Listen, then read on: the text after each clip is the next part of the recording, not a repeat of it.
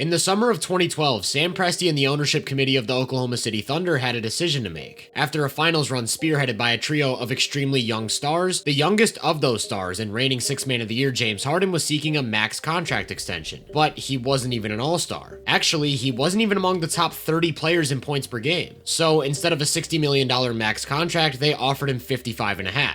$4.5 million. That was all they needed to pay to keep that group together. Instead, they chose financial flexibility, sent Harden to Houston, and the rest is history. But if you ask Daryl Morey, he had a slightly different viewpoint of the situation. Instead of a 17-point per game scorer, he saw an underutilized talent whose approach to the game was years ahead of schedule. He saw a guard who self-created more than half of his shot attempts and produced a true shooting percentage of 66%, while the league average was still in the low 50s. He saw a player who, in a league built on mid-range weapons, did all of his damage at the rim, from three, or from the line, and as a result was one of the most productive on-ball players in the sport. Every last detail in Harden's statistical profile suggested that with an increased role, he'd become an offensive juggernaut. But what if I told you that with time, we've gained access to tools that not even Daryl Morey had at his disposal? Okay, I'm not actually sure whether or not Morey had these tools, but I know for a fact the general public didn't. And I want to give a huge shout out to playbyplaystats.com because this sort of analysis wouldn't be possible without them. In 2012, regular season and playoffs combined, Harden played 535 minutes where both Westbrook and Durant were on the bench. Essentially, we got about 11 games worth of first option Harden. During those minutes, he averaged 37 points and 7 assists every 75 possessions, got to the line at an obscene rate, and scored at unrivaled efficiency. Sound familiar?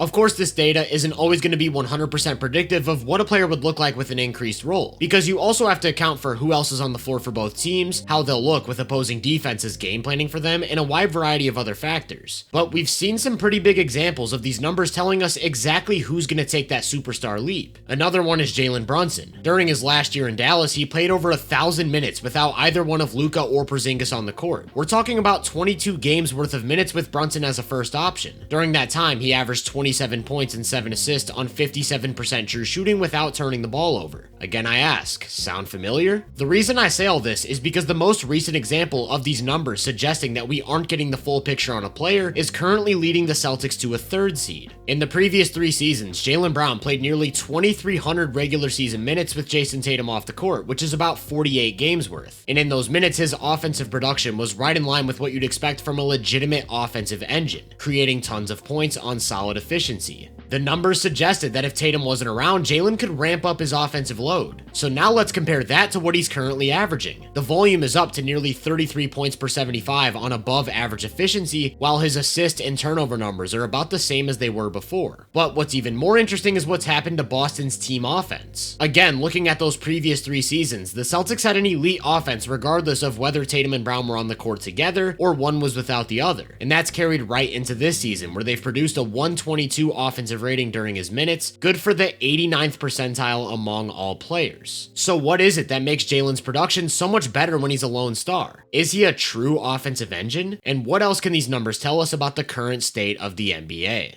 With the new year right around the corner, we're getting into the meat of the season. Players and teams are starting to show us exactly who they are, and if you're looking for a way to get in on the action, I've teamed up with DraftKings Sportsbook to bring you a special offer. Right now, new customers can bet just $5 to get $200 in bonus bets if your bet wins. So whether you think your favorite team's gonna take a dub, or your favorite player's gonna score 30, or you're into live betting, DraftKings has you covered. New customers turn $5 into $200 if your bet wins, paid in bonus bets. The crown is yours, and getting started is simple. All you have to do is download the DraftKings Sportsbook app or head to the website, sign up for a new account with my promo code HoopVenue, and from there you make your picks. It's really that simple, and once again, that's code HoopVenue in all caps, only at DraftKings Sportsbook. The first and most obvious question when looking at Jaylen's numbers in previous seasons would be why he didn't seem to benefit from playing next to Tatum at all. It's completely normal for a player's volume to increase with more usage, but it's really interesting that his efficiency remained the exact same. You'd think that playing next to an elite creator would make things easier, and while that's generally true, Brown's skill set wasn't maximized in that secondary role. Boston's notorious for their 5-out offense, and when Tatum's on the court, more times than not the ball's running through him. That meant Brown spent a ton of possessions spotting up on the perimeter. But if you look at his shooting indicators, you'll notice that in the previous 3 seasons, relative to league average, he was a significantly better shooter from mid-range and on pull-up threes than he was on spot-up threes. Actually, he was one of the worst volume catch-and-shoot guys in the league. So anytime the offense ran through Tatum, Tatum. By design, Brown was set up to take statistically his worst shot, and defenses knew this, so instead of hugging him on the perimeter or closing out aggressively, they'd often let him take the shot. The advantage of a drive and kick heavy offense is that it forces defenses into rotation, creating opportunities for spot up shooters to either catch and shoot, cut backdoor, or drive at closeouts. And outside of the occasional slanted defense, Brown didn't gain the same sort of boost as guys like Derek White, Drew Holiday, or any of their other off-ball weapons. Instead, Brown's best offense came when the ball was in his hands, just like Harden in OKC and Brunson in Dallas. That starts in transition, where he pairs a unique physical profile with a relentless aggression to get pretty much whatever he wants in the open floor. You can make the argument that his frame is literally perfect for downhill scoring. He's 6'6" with a 7-foot wingspan that enables him to access all sorts of different driving and finishing angles. It's the athleticism that makes this all functional though, because not only can he start and stop on a dime, he's one of the strongest wings in basketball, capable of just bulldozing his way to the basket. And these physical tools unlock the same sort of opportunities for him as a creator in the half court. The rim pressure isn't quite as relentless because he's not an elite ball handler or processor, but the guy's just a walking mismatch. Anyone quick enough to cut him off is getting bullied, and anyone sturdy enough to hold their ground likely can't stay in front of him. So it doesn't take much for him to create an advantage. Whether he's isolating from the middle of the floor, posting up a smaller defender, or using a ball screen, defenses have to react in order to keep him from getting 2 feet in the paint, and that's when everything else starts to open up. While he's far from an elite passer, he's developed enough to consistently find the open man, and the Celtics put him in lineups where he's always got weapons, making defenses pick their poison. The real needle mover, though, is the fact that he's simply one of the best mid-range scorers on the planet. This is the perfect complement to his driving game, using his strength and deceleration to get to his spots and rise up. He can access these shots literally whenever he wants, and as a result, he's actually leading the entire NBA with an average of 12.5 mid-range shots every 75 possessions. It's the shot making that's next level though, converting on about 48% of these looks, which puts him in a class among names like De'Aaron Fox, Jalen Brunson, and Brandon Ingram. So when you take a physically overwhelming slasher and add top-tier mid-range scoring, the result is a truly prolific 2-point scorer. This season, he's attempting almost 16 twos a game while hitting 55% of them. Since the turn of the century, only 2 players below 6'7" have exceeded both of those marks over an entire season: Shai Gilgeous-Alexander and Zion Williamson.